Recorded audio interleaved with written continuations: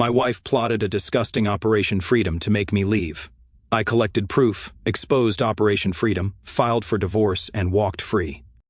And deliberately made herself as unappealing as possible, all to avoid being intimate with me. Let me tell you how I discovered this calculated betrayal and what I did about it. It started 3 months ago when I noticed she was spending less time in the bathroom. At first, I thought nothing of it. People go through phases, right? But then weeks passed and the changes became impossible to ignore. The woman who used to take hour-long baths now barely spent 10 minutes getting ready. Her once soft skin felt rough, her hair looked greasy, and there was this smell. Not just body odor, but something deeper. The smell of someone who had given up. I tried to be understanding. Maybe she was depressed. Maybe work was stressing her out. I even suggested we take a weekend trip to reconnect. Her response, a quick dismissal and an excuse about being too tired. This became her standard reply to everything: too out, too tired for movies, too tired for any physical contact whatsoever. But here's what really caught my attention. She wasn't too tired for her phone. She wasn't too tired to laugh at videos until midnight. She wasn't too tired to stay up chatting with friends. She was only too tired for me. The breaking point came on a Wednesday evening. I walked into our bedroom and found her reading in bed, wearing the same clothes she'd worn for 3 days straight. Her legs were covered in thick, dark hair. Her underarms were the same. When I leaned in to kiss her goodnight, the smell hit me like a wall. It wasn't just that she hadn't showered. It was like she was actively trying to repel me.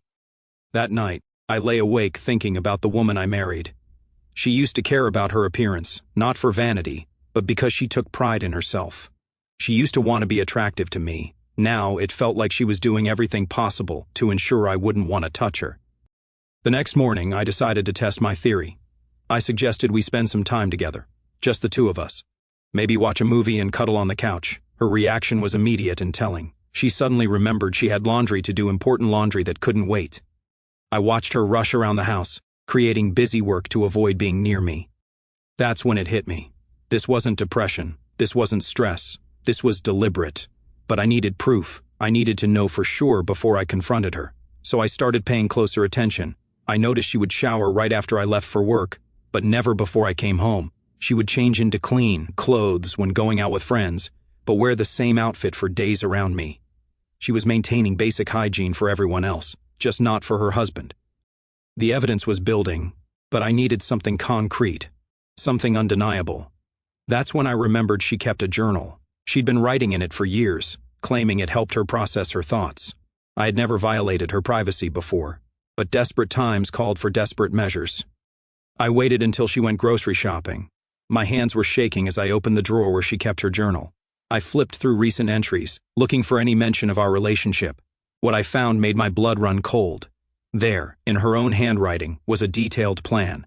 She wrote about how she needed to make herself completely unappealing to avoid intimacy.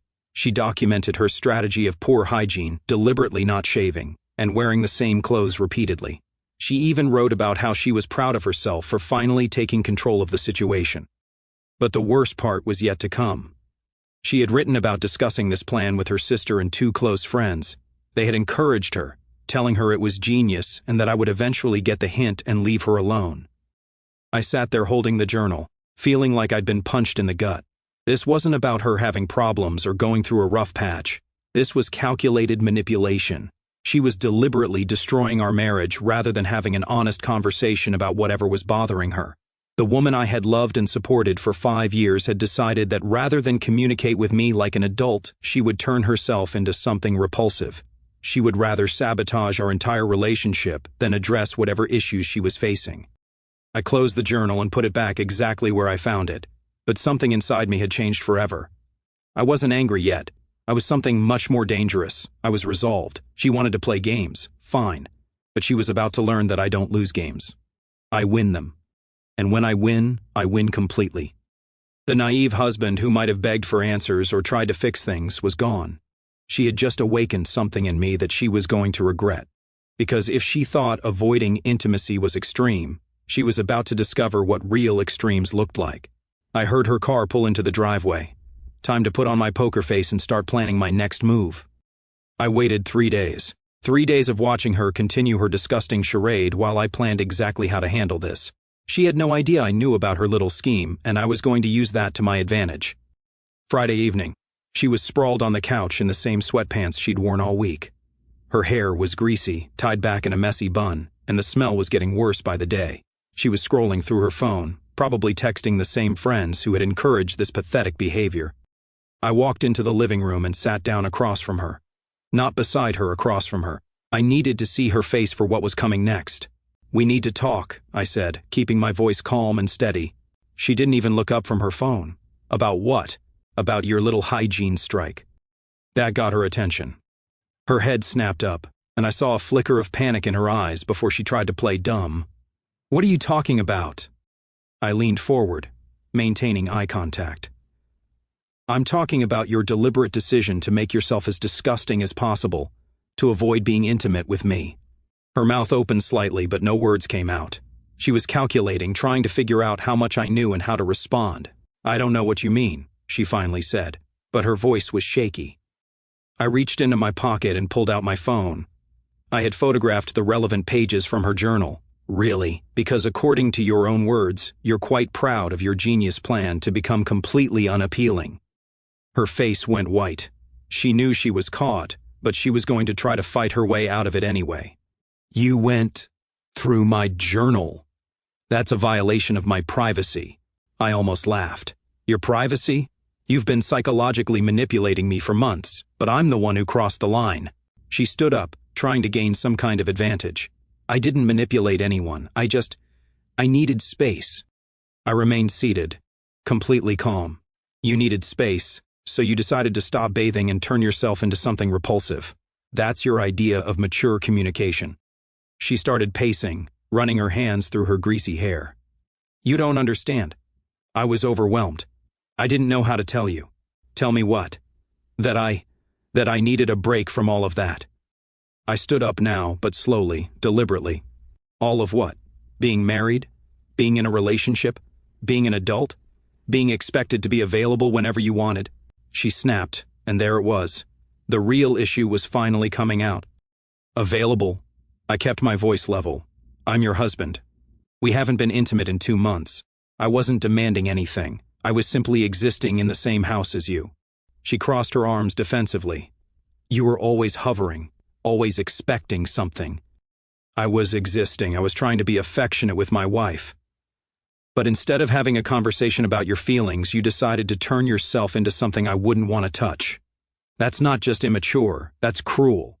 "I wasn't trying to be cruel." "Bull. You wrote in your journal how proud you were of your plan. You discussed it with your sister and friends. They congratulated you on your genius strategy. You all sat around laughing about how you were going to repel your own husband." She was crying now, but I felt nothing. These weren't tears of remorse. These were tears of someone who got caught. "It wasn't like that," she whispered. "Then what was it like?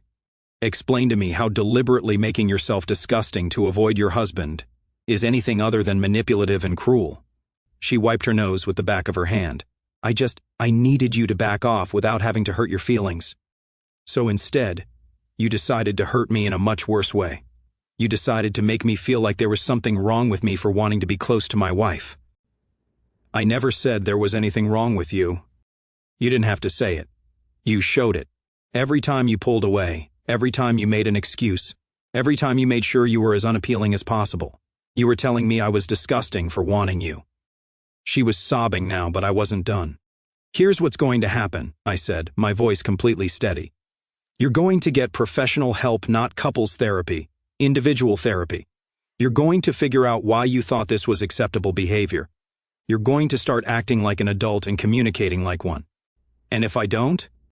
I looked at her for a long moment.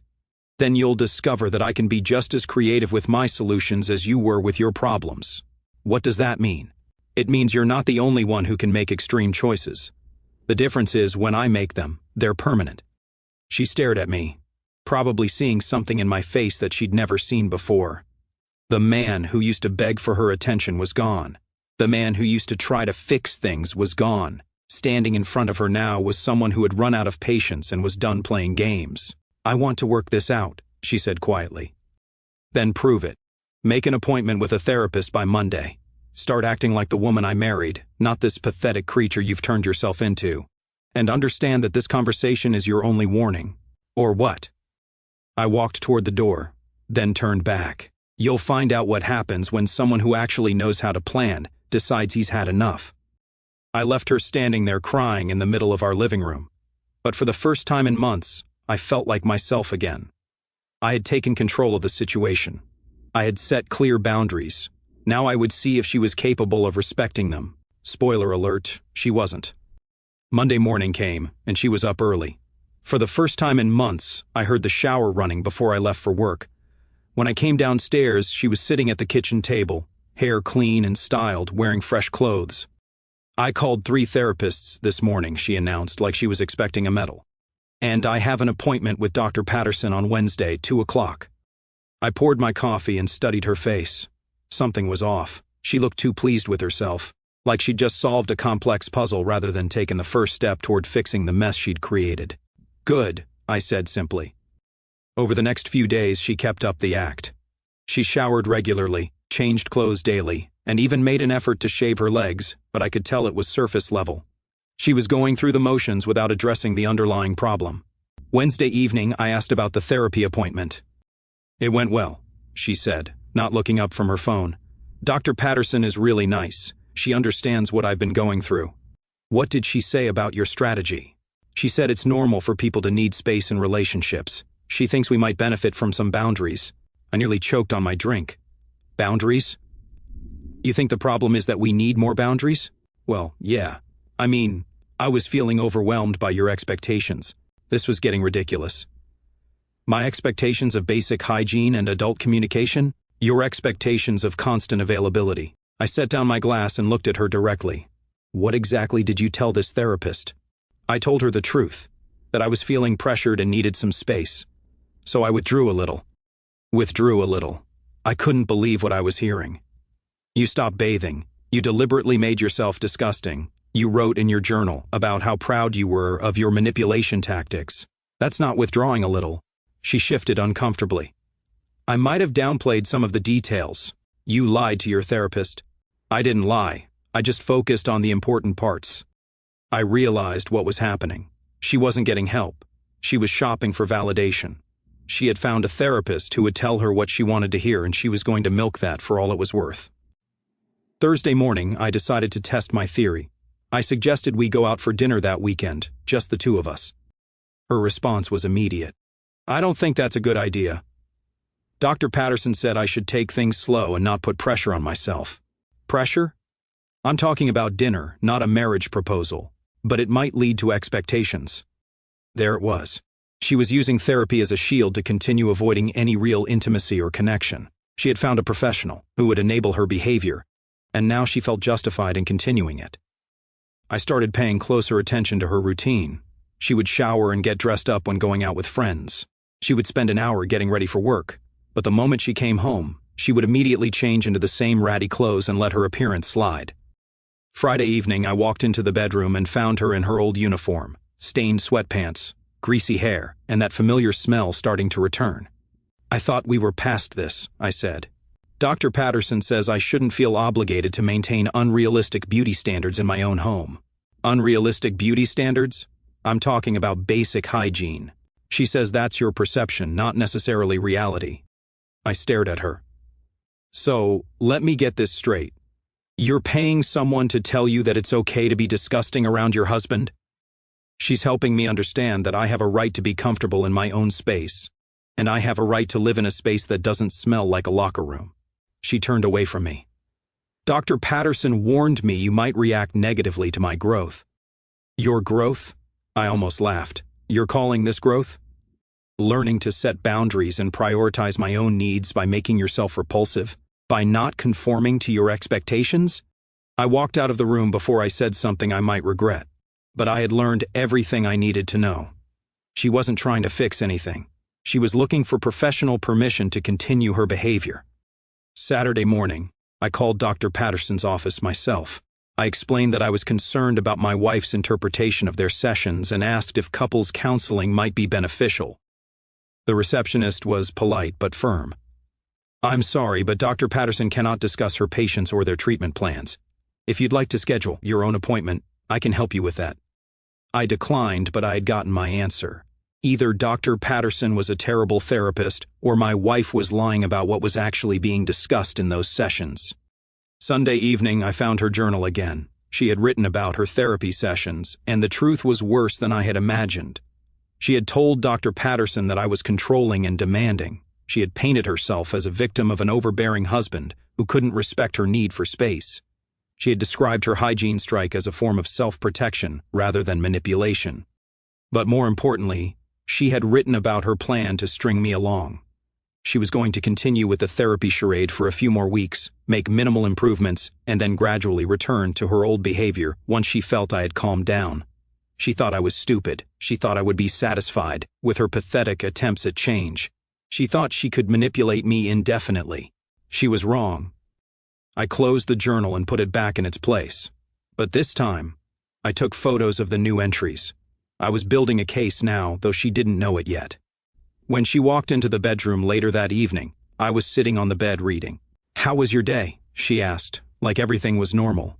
"Educational," I replied. She climbed into bed beside me, and I noticed she hadn't showered.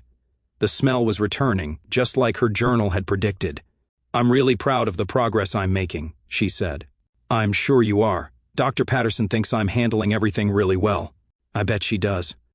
She turned toward me, and for a moment I saw something in her eyes. Maybe she was starting to realize that her act wasn't working. Maybe she was beginning to understand that I wasn't the same man who had begged for her attention months ago. "Are you okay?" she asked. "Never better," I said, and turned back to my book. But I wasn't reading. I was planning. Because if she thought this pathetic display of fake progress was going to save our marriage, she was about to learn how wrong she could be. I needed to know the full extent of what I was dealing with. Her journal entries had revealed that she was discussing this situation with friends, but I needed to understand exactly how deep this conspiracy went. Tuesday evening, while she was at her fake therapy appointment, I decided to dig deeper into her digital life. I knew her laptop password because she'd never bothered to change it, and we'd always had open access to each other's devices. I opened her laptop and went straight to her messages. What I found made my blood boil. There was a group chat with her sister and two friends titled Operation Freedom. They weren't just discussing her hygiene strike. They were celebrating it. They were treating the destruction of my marriage like it was some kind of victory. Her sister had written, "Girl, you are a genius. He's probably so confused and disgusted that he won't even want to touch you anymore." Her friend Rebecca had responded, "This is better than just telling him you're not interested. This way he'll think it's his fault for not being attracted to you." I scrolled through weeks of messages. They were coaching her on how to make herself more repulsive. They were giving her tips on how to maintain just enough hygiene for public appearances while being disgusting at home. But it got worse, much worse. I found a separate chat thread between her and Rebecca from last week. Rebecca had written, "How long do you think you can keep this up? What if he doesn't get tired of trying?" Her response made me sick. If he doesn't back off soon, I might have to consider other options. I've been talking to this guy from work, and he's been really understanding about everything I'm going through. Another guy. She was talking to another guy about our marital problems while deliberately sabotaging our relationship. I screenshotted everything, then opened her social media accounts. She had been posting cryptic messages about needing space in relationships and learning to prioritize self-care. Her friends were responding with supportive comments about how proud they were of her for standing up for herself. But the most damning evidence was in her private messages with this CO worker. His name was David, and they had been chatting for weeks. He was playing the role of the understanding friend, telling her how neglected she seemed and how she deserved better. She was eating it up. She was telling him things about our marriage that she had never told me. She was sharing intimate details about our relationship and painting me as some kind of demanding monster. The most recent message from him was from yesterday. "You know, if you ever need someone to talk to who actually understands what you're going through, I'm always here. You deserve to be appreciated." Her response, "Thank you. It means so much to have someone who actually gets it." I felt like I was going to be sick. Not only was she destroying our marriage, but she was already lining up her next victim. She was using this David guy as her emotional backup plan while continuing to live in my house. Then I found the message that changed everything. It was from her sister, sent 3 days ago. "You know, at some point you're going to have to make a decision. Either fix things with him or end it. You can't keep this up forever." Her response, "I know. I'm just trying to figure out the easiest way to get out without looking like the bad guy. If I can make him leave me, then I won't have to deal with being the one who gave up on the marriage." There it was. She wasn't trying to fix anything. She was trying to force me to end our marriage so she could play the victim. She wanted me to be the one who filed for divorce so she could tell everyone that I abandoned her. I sat back in the chair, staring at the screen. This woman had been systematically destroying our marriage for months, manipulating me into feeling like I was the problem, all while planning her exit strategy and lining up her next relationship. I printed out the most damning messages and saved everything to a flash drive. Then I did something I had never done before in our entire relationship. I went through her phone. She had been more careful with her phone messages, but I found enough to confirm what I already knew. She was scheduling coffee meetings with David. She was deleting messages after sending them. She was being secretive about her communications with everyone except me. I put her phone back exactly where I found it and closed her laptop. I had everything I needed now. I understood exactly what I was dealing with. This wasn't a woman going through a rough patch. This wasn't someone who needed help or support. This was someone who had decided to destroy our marriage in the most cowardly way possible. When she came home from her therapy appointment that evening, she was in a good mood. She had probably spent the hour getting validated by Dr. Patterson, or whoever she was actually seeing. "How was your day?" she asked, like she actually cared. "Productive," I said. "Good. I'm really glad you're supporting me through this process." I looked at her, standing there in her clean clothes and freshly washed hair, knowing that tomorrow she would be back to her disgusting routine, knowing that she was planning to meet David for coffee on Thursday. "I'm learning a lot about you," I said. "What do you mean?" "I'm learning what you're really capable of." She looked confused, but I didn't elaborate. Let her wonder what that meant. Let her worry about what I might know. Because tomorrow, I was going to start showing her exactly what I was capable of. And unlike her pathetic attempts at manipulation, my plan was going to be permanent. I woke up Wednesday morning with perfect clarity. No more games, no more hoping she would change, no more being the fool who believed her lies. It was time to execute my exit strategy with the same precision she had used to destroy our marriage. First up, legal consultation. I had already researched divorce attorneys in our area, and I scheduled an appointment with the highest, rated one for that afternoon. I told my boss I had a medical appointment and left work early. Attorney Williams was exactly what I needed. Sharp, experienced, and completely unsympathetic to sob stories. I laid out everything: the hygiene strike, the manipulation, the group chat encouraging her behavior, the emotional affair with David, and her plan to make me the villain. "This is actually more straightforward than most cases," he said, reviewing the evidence I had printed. "You have documentation of her deliberate actions to destroy the marriage, evidence of emotional infidelity, and proof that she was planning to manipulate you into filing first. What are my options?" "With this evidence, you can file for divorce, citing irreconcilable differences. But more importantly, you can request that she be held responsible for the breakdown of the marriage. These messages show premeditation and emotional cruelty." I signed the retainer agreement and gave him permission to begin preparing the paperwork. He assured me everything would be ready within a week. Next, I went to the bank. We had joint accounts, but I needed to protect myself financially. I opened a new account in my name only and transferred exactly half of our savings. I documented everything, took screenshots of account balances, and made sure I had records of every transaction. I also started documenting her daily routine. I took photos of her deliberately disgusting appearance, recorded the dates and times she neglected basic hygiene, and kept a detailed log of her behavior. If she wanted to play games, I was going to have a complete record of exactly what those games looked like. Thursday morning, I knew she was meeting David for coffee. She had told me she was running errands after work, but I had seen their messages confirming their 3 p.m. meeting at a cafe downtown. I decided to pay them a visit. I arrived at the cafe at 3:15 and spotted them immediately. They were sitting at a corner table, and she was leaning forward, hanging on his every word. She looked completely different than she did at home. Her hair was styled. She was wearing makeup, and she was dressed in clothes that actually fit her properly. I walked over to their table and sat down. "Mind if I join you?" I said, not waiting for an answer. Her face went white. David looked confused but tried to play it cool. "This is my husband," she said to David, her voice shaking. "Nice to meet you," David said, extending his hand. "We work together." I didn't shake his hand. Instead, I looked directly at him. I know exactly who you are and what you've been doing, I said calmly. I've read every message you've sent to my wife, every manipulation, every attempt to position yourself as her savior. David's confident expression crumbled. I think there's been a misunderstanding. No misunderstanding. You've been telling her she deserves better, that she's neglected, that I'm the problem. You've been encouraging her to prioritize herself while she's been deliberately destroying our marriage. I turned to look at her. She was staring at the table, unable to make eye contact. And you, I continued, told him things about our marriage that you never told me.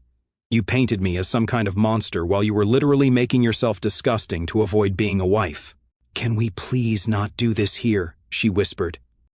Why not? You had no problem discussing our private life here. You had no problem telling him how terrible I am.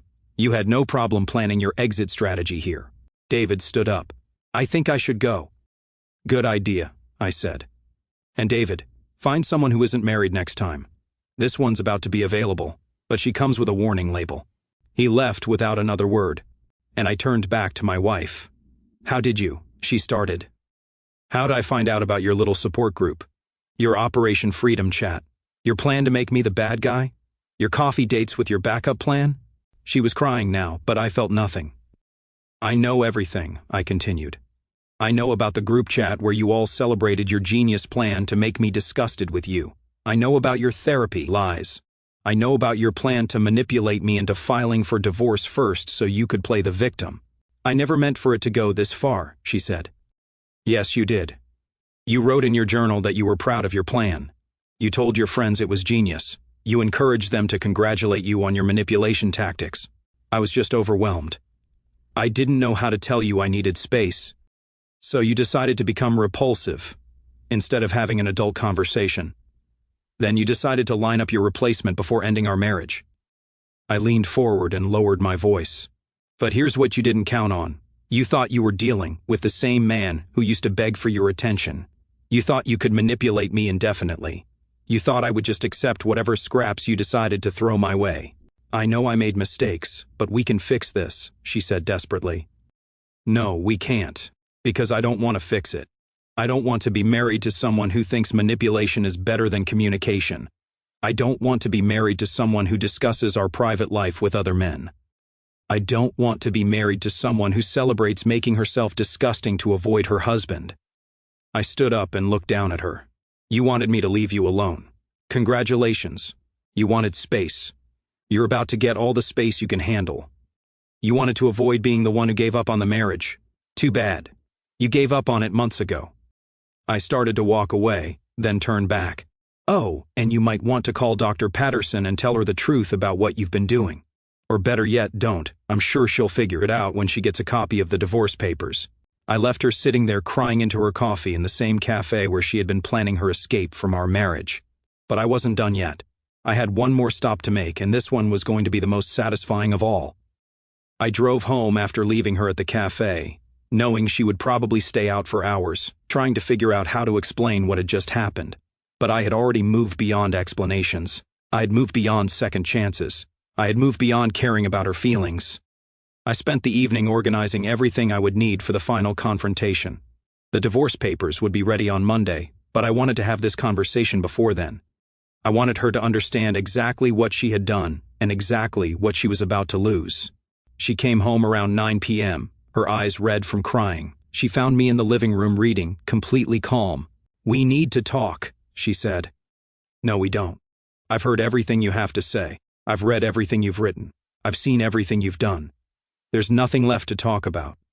Please just listen to me. I know I made mistakes, but I was scared. I didn't know how to tell you that I was feeling overwhelmed by everything. I closed my book and looked at her. You were scared. You were scared of having an honest conversation with your husband, so you decided to become disgusting instead. You were scared of telling me you needed space, so you decided to manipulate me into thinking I was the problem. It wasn't like that. It was exactly like that. You wrote about it in your journal. You planned it with your friends. You celebrated it in your group chat. You told David all about it while you were lining him up as your replacement. She sat down across from me, still trying to salvage something. David doesn't mean anything to me. He was just someone to talk to. Someone to talk to about how terrible I am. someone to validate your lies about our marriage, someone to encourage you to prioritize yourself while you were destroying our relationship. I never said you were terrible.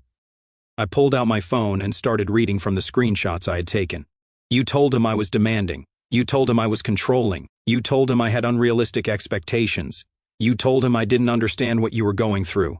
You told him you deserved better. Her face crumpled. Those were just... I was venting. I didn't mean them. You meant every word. And you know what the worst part is? You actually started believing your own lies. You convinced yourself that you were the victim and I was the villain. All while you were systematically destroying our marriage. I stood up and walked to the window, then turned back to face her. Do you want to know what I realized today? I realized that I don't actually want to save this marriage. I don't want to go back to being married to someone who thinks manipulation is easier than communication. I don't want to be married to someone who discusses our private life with other men. I don't want to be married to someone who celebrates making herself repulsive to avoid her husband. But I can change. I can go to real therapy. I can work on myself. Too late. You had months to work on yourself. You had months to have honest conversations. You had months to address whatever problems you were having. Instead, you chose to become disgusting and plan your exit strategy. I wasn't planning to leave.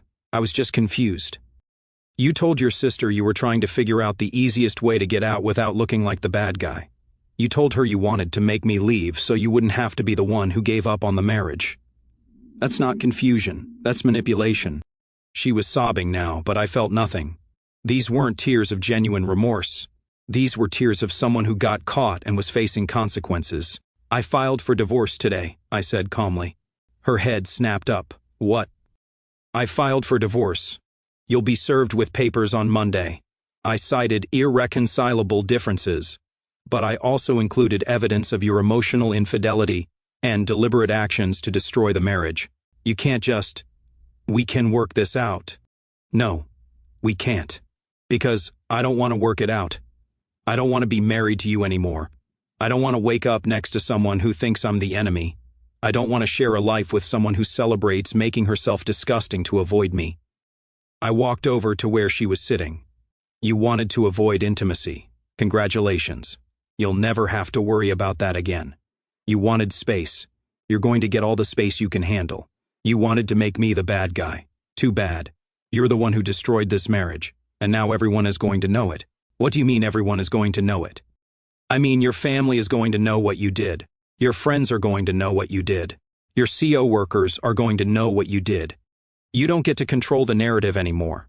She stood up, panic in her eyes. You can't tell people about this. It's private. Private? You discussed our private life with a group chat. You discussed our private life with David. You discussed our private life with your therapist. You made it public the moment you decided to involve other people in your manipulation. Please don't do this. I'm begging you. You're begging me. You're actually begging me. I almost laughed. You spent months making yourself disgusting to avoid me, and now you're begging me to stay. I know I made mistakes, but I love you. No, you don't. You love the idea of not being the bad guy. You love the idea of not having to face consequences for your actions. You love the idea of having your cake and eating it too. I walked toward the door. I'm staying at a hotel tonight. I'll be back tomorrow to get some of my things. You can stay in the house until we work out the details, but understand this. We're done. Completely done. Where are you going? Away from you. Away from your manipulation. Away from your lies. Away from your games. This isn't you. This isn't who you are. I turned back to look at her one last time. You're right. The man who would have begged you to work things out, who would have blamed himself for your behavior, who would have accepted your manipulation indefinitely. That man is gone. You killed him when you decided that becoming disgusting was easier than being honest. I can become that woman you married again. I can be better. I don't want you to be better. I want you to be gone. I walked out of the house and drove to the hotel. For the first time in months, I felt free. Free from her manipulation, free from her lies, free from her games, free from worrying about what she was thinking or feeling or planning. She had gone to extremes to avoid intimacy with me. So, I went to extremes to avoid her completely. The difference was, my extremes were permanent. And as I settled into my hotel room, I realized something important. I wasn't the same man who had discovered her journal months ago. I wasn't the same man who had tried to fix things. I wasn't the same man who had hoped she would change. I was a man who had learned that sometimes the best way to win is to stop playing the game entirely. And I had just won in the most decisive way possible. She wanted to avoid this marriage. Mission accomplished. Now she could avoid it forever.